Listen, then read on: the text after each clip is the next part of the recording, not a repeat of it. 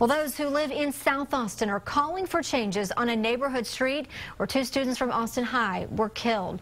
Take a look at this surveillance video that shows the car they were riding in moments before the crash.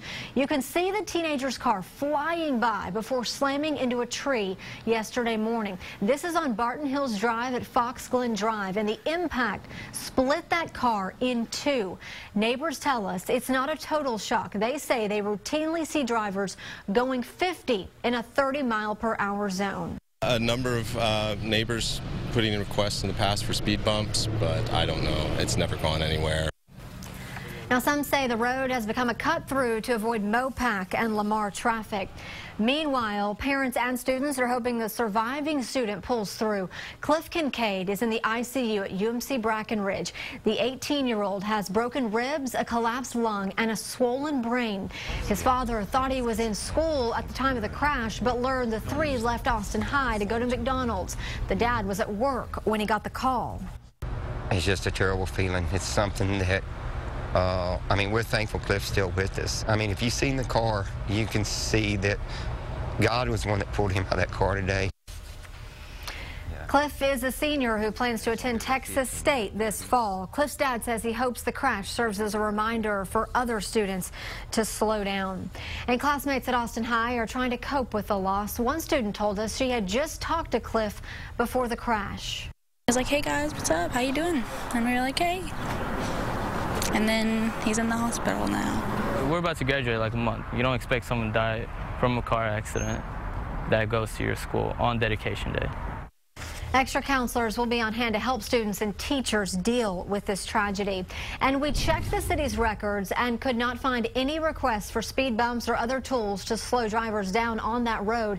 But city officials tell us after a deadly crash, the transportation department works with Austin police to see if changes are needed. You can also request a study for streets in your area by going to the city's website.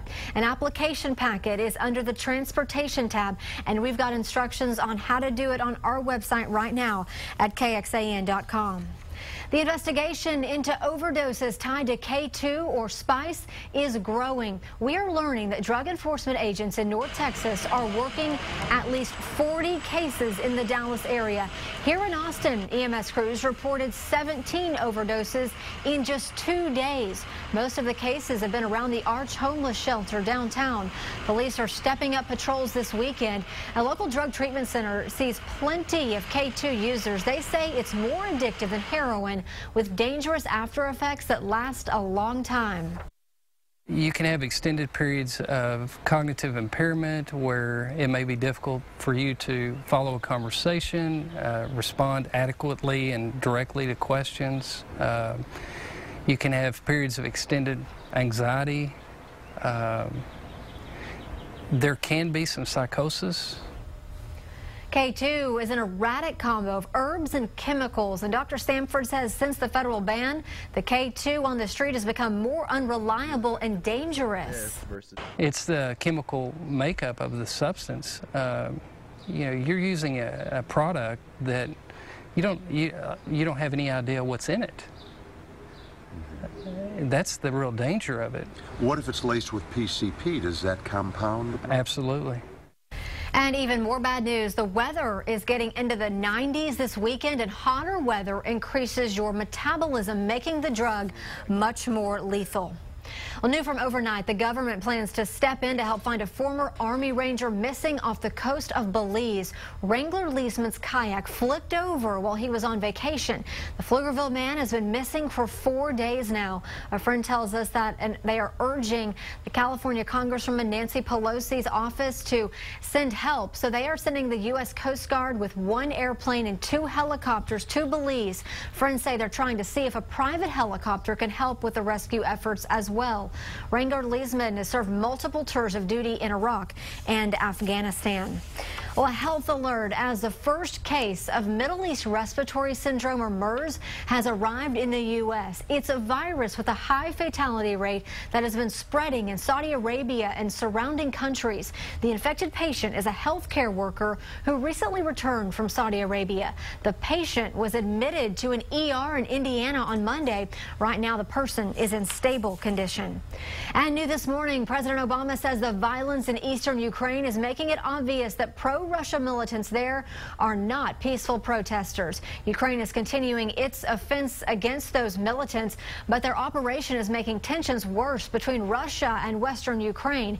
In the south, authorities say more than 30 people are dead after a building was set on fire during clashes in Odessa. Until now, the southern port city has been largely free of the unrest spread over the east. The two Republicans running for Texas Lieutenant Governor traded plenty of harsh words in Houston last night. Lieutenant Governor David Dewhurst and State Senator Dan Patrick debated issues ranging from immigration and abortion to taxes. But they did agree that creationism should be taught in Texas schools. I've always been confused. We take our kids to Sunday school. We take them to church and we teach them about Jesus Christ and God, and then we send them to School of Money and say, can't learn about that in school. I'm in favor of having it introduced into schools, and so that at least you're having a balanced approach, that students are learning creationism as well as evolution, and then leave it up to them and their parents what they should believe. The runoff election is coming up on May 27th.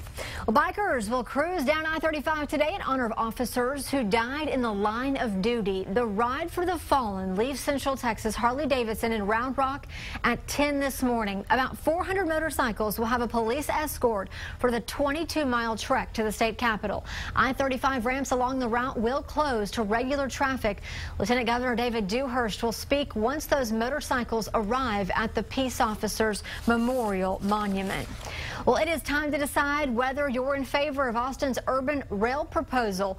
Project Connect's official plan would run from the ACC Highland Mall campus through the University of Texas and into downtown. Then it would cross over the lake and end at the ACC Riverside campus.